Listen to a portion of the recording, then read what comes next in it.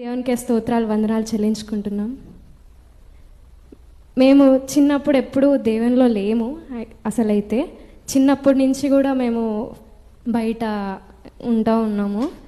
కానీ ఎప్పుడైతే Covid start అయిందో మేము ఒక్కసారి టీవీలో చూసి చర్చ్కి వెళ్ళాలని అనుకున్నాము.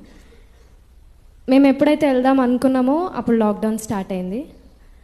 అప్పుడు ఆగిపోయాము. ఇంకా ఆగిపోయినాక మా మమ్మీ చనిపోయారు. మేము ఎంతో విశ్వాసం కోల్పోయాము. అప్పుడు ఇంకా వెళ్ళాలి అన్న ఆలోచన కూడా మాకు రాలేదు. కానీ మా తండ్రి విశ్వాసం వల్ల మాత్రమే మేము దేవుని దగ్గరికి చేరాము. మా డాడీ బలంగా ఉండి, లేదు నాన్న అట్లా ఉండకూడదు అని చెప్పి మమ్మల్ని తీసుకెళ్లారు.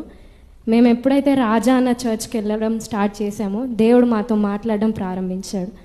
ప్రతి వాక్యం దేవుడు మాతోనే మాట్లాడుతున్నట్టు అనిపించేది. అన్న చెప్పే ప్రతి లైన్ కూడా, ప్రతి వర్డ్స్ అయినా ఏదైనా మాతోనే మాట్లాడుతున్నట్టు అనిపించేది.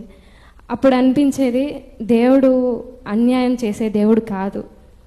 మేము అనుకున్నాము తల్లి లేని లోటు మాకు ఇంకా తీరదేమో అని అనుకున్నాము.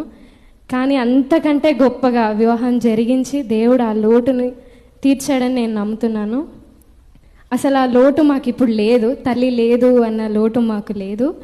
ఎంతో మంచిగా చూసుకునే అత్తయ్య గారు, మామయ్య గారు, మరి మా భర్త కూడా. దానికే దేవునికే వందనాలు చెల్లించుకుంటున్నాము. ఇంత గొప్పగా జరిగించినందుకు దేవుడికి నేను జీవితం అంతా ఆరాధించిన, నన్ను నేను సమర్పించుకున్నా సరిపోదేమో. అంత గొప్ప మేలుని దేవుడు నాకు అనుగ్రహించినందుకు దేవుడికే వందనాలు స్తోత్రాలు చెల్లించుకుంటున్నాము. మీ కుటుంబ ప్రార్థనల్లో మమ్మల్ని, మా కుటుంబాన్ని జ్ఞాపకం చేసుకోండి. Thank you. ఈ చిన్న సాక్ష్యాన్ని దేవుడు దీవించి ఆశీర్వదించును గాక.